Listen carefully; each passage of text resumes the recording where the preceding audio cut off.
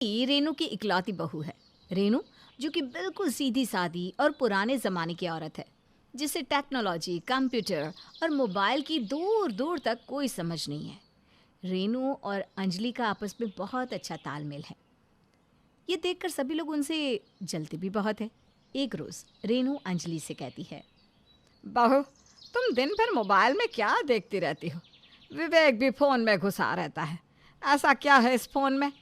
Phone के दो ही तो काम है, एक फोन लगाओ और दूसरा काटो। हंसते हुए अंजलि कहती है, मम्मी जी ऐसा नहीं है। एक बार आप भी फ़ोन चलाने लगोगी ना तो आपको भी इसकी लत लग जाएगी। अरे ना बाबा ना, मुझे तो इन सब से दूर ही रखो। मैं तो ऐसे ही भली हूँ। नहीं नहीं मम्मी जी, आजकल के ज़माने में ये सब सीखना ज़रूरी है। मैं आपको सिखाऊंगी। अगले दिन अंजलि बाजार से नया मोबाइल फ़ोन खरीद कर लाती है और अपनी सास को देती है।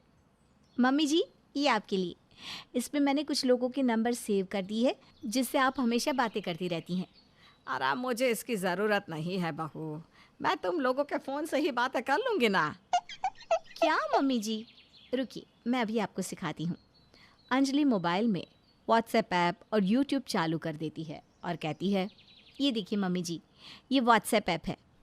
इसमें फ़ोन जैसा बना है ना, उसे दबाने से ये चालू हो जाता है। इसमें सबकी फ़ोटो, स्टेटस सब आएगा। इसमें फ़ोटो भी आती है? मम्मी जी, जिन लोगों को आप इतने दूर से देख नहीं सकती ना, उन लोगों को आप वीडियो कॉल कर सकती हैं। और ये यूट्यूब पे आप अपनी मनपसंद पुरानी पिक्चर भी देख सकती हैं।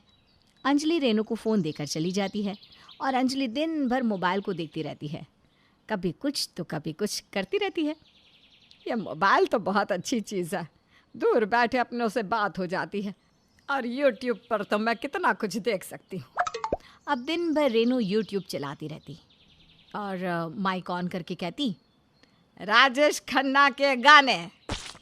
रेनू वॉइस सर्च ऑन करके उसमें बार बार बोलती है, लेकिन गाने नहीं आते। तब उसे गुस्सा आने लगता है। पता नहीं क्या हो गया मेरे फ़ोन को। लगता है मुझे ख़राब फ़ोन दिया है। ए बहू, बहू। हाँ हाँ, आई मम्मी जी। अंजलि रेनू के पास जाकर कहती है, क्या हुआ मम्मी जी? मुझे पुराना फ़ोन दे दिया, चलता ही नहीं है। अरे कुछ कुछ अपने आप आ जाता है, पर मैं कहती हूँ तो नहीं आता। अरे कितनी देर से मैं इसमें राजेश खन्ना के गाने बोल रही हूँ, लेकिन उसकी जगह देखो कुछ और ही आ रहा है। अंजलि हंसने लगती है, मम्मी जी, आपका फ़ोन नया है, फ़ोन में कोई दिक्कत नहीं है।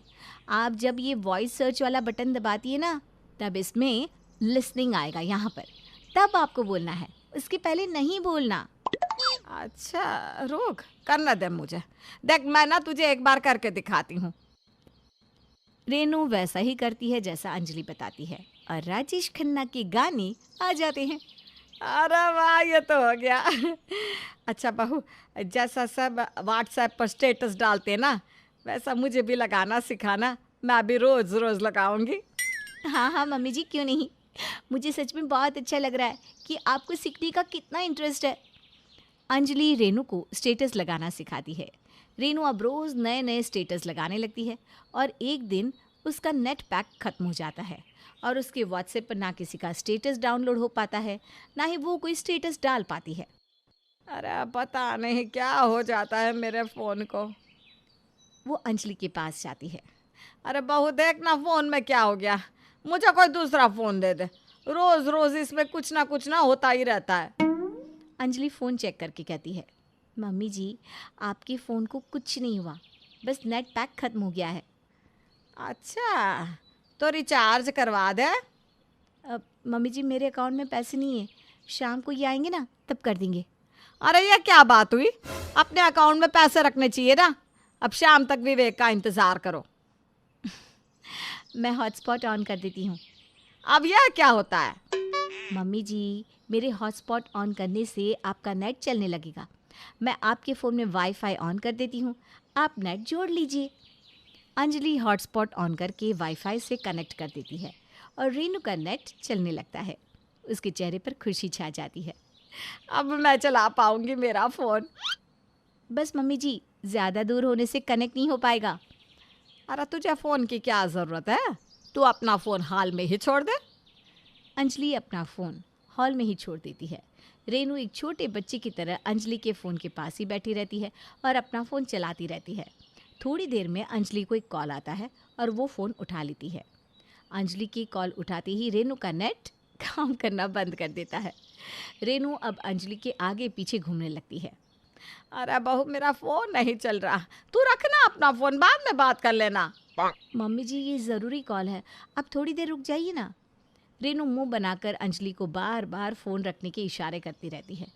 अब रेनू की हरकतों से अंजलि को चिड़चिड़ापन लगने लगता है। वो फ़ोन रखकर कहती है, अब ये ना मम्मी जी का कुछ ज़्यादा ही हो रहा है। इस तरह से तो मैं अपना ही फ़ोन कभी यूज़ नहीं कर पाऊंगी। जैसे ही शाम को विवेक घर आता है, अंजलि उससे कहती है, पहले ना मम्मी जी के नंबर पर रिचार्ज कर दो, नहीं तो मैं पागल हो जाऊंगी। मम्मी जी मेरा फ़ोन यूज़ करने ही नहीं देती, परेशान हो गई हूँ मैं। अरे क्या हुआ, अब क्यों परेशान हो? जब मैं मना कर रहा था तब तो तुम्हें सिखाना था अपनी सास को। अब और सिखाओ सास को फ़ोन चलाना। अब तुम भी मुझे ताने मारो। अरे रिचार्ज करो ना जल्दी। विवेक रेनू के फ़ोन में रिचार्ज कर देता है और अंजलि अपना फ़ोन लेते हुए रेनू से कहती है, मम्मी जी आपके फ़ोन में रिचार्ज हो गया है, अब आप आराम से अपना फ़ोन चलाइए। अरे बहू, मेरे रिचार्ज का डेट ना याद कर लेना और ख़त्म होने से पहले रिचार्ज करवा देना। रेनू देर रात तक फ़ोन चलाती रहती है। 12 बजे विवेक उठता है तो देखता है कि रेनू जगी है और फ़ोन चला रही है। वो जाकर रेनू से कहता है, मम्मी सो जाओ, अब ज़्यादा देर तक मोबाइल यूज़ नहीं करना चाहिए। चलो मुझे फ़ोन दो, सो जाओ चलो। अच्छा, और खुद जब तुम लोग पूरा पूरा दिन फ़ोन चलाते हो तब ठीक है। मेरे फ़ोन चलाने से सबको दिक्कत हो रही है। मेरा फ़ोन चलाना सबको खटक रहा है। ऐसा नहीं है मम्मी, तुम भूतों की मूवी देख रही हो, रात को डर जाओगी इसलिए मैंने कहा। अरे मैं कुछ नहीं डरूंगी, मैं तुम्हारी माँ हूँ, तुम नहीं समझे। जाओ सो जाओ तुम।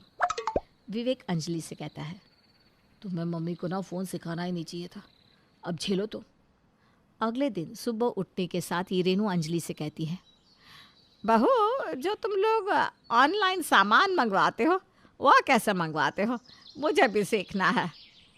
अब मम्मी जी मैं भी काम कर रही हूँ, बाद में सिखा दूंगी, अभी तो बस सुबह हुई ही है।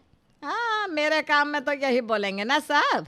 सुबह उठते ही अपना ऑर्डर देना होता है रोज, तब कुछ नहीं। ये सुनकर अंजलि को गुस्सा आता है, आज मैंने ही सिखाया सब और मुझे ही सुना रही है। फिर थोड़ी देर बाद जब सब चाय पी रहे होते हैं, रेनू अपना फ़ोन अंजलि के आगे कर देती है। मुझे भी ऑनलाइन ऑर्डर करना सीखना है ताकि मैं किसी के ऊपर निर्भर ना रहूं। मुझे जब जो मन करेगा ऑर्डर कर लूँगी, तुम लोगों की गुलामी तो नहीं करनी पड़ेगी। ठीक है मम्मी जी, सिखाती हूँ। अंजलि रेनू को ऑनलाइन ऑर्डर करना सिखा देती है और रेनू पूरा दिन ऑर्डर करने की ट्राई करती रहती है और बार बार अंजलि को परेशान करती रहती है। अरे तूने ये कैसे किया था, मुझसे क्यों नहीं हो रहा? इतनी बार तो बता दिया मम्मी जी, मुझे बार बार काम करते वक्त बताने में डिस्टर्ब होता है। रेनू पूरा दिन अंजलि को परेशान करती है। तब अंजलि खुद से कहती है, विवेक ठीक ही कहता है, और सिखाओ सास को, मम्मी जी ने तो मुझे परेशान करके रख दिया है। मम्मी जी देखिए, ये लास्ट बार मैं आपको बता रही हूँ, अच्छे से देख लीजिएगा। अंजलि रेनू को समझा देती है। फिर रात को जब सब खाना खा रहे होते हैं, रेनू अपने फ़ोन में लगी रहती है, कभी कुछ तो कभी कुछ ऑर्डर करती रहती है। इतने में ही उसका फ़ोन ज़मीन पर गिर जाता है और उसके फ़ोन का टेम्पर चूर चूर हो जाता है। अपना फ़ोन टूटा देखकर रेनू के आंसू बहने लगते हैं।